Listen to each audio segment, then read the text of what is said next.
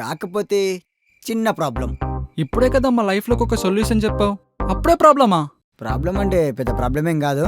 మా ఫ్రెండ్ కొంత అమ్మను కడితే మీ అందరికి జాబులు వస్తాయి. మా ఫేసులకి అంత సీన్ లేదులే.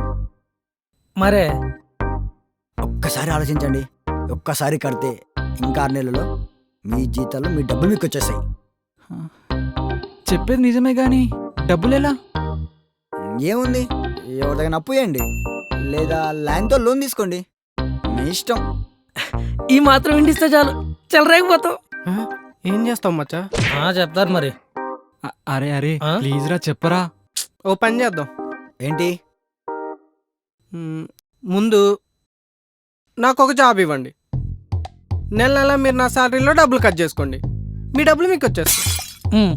మీకు ఇన్ని రోజులు జాబ్ ఎందుకు రాలేదో నాకు ఇప్పుడు అర్థమైంది.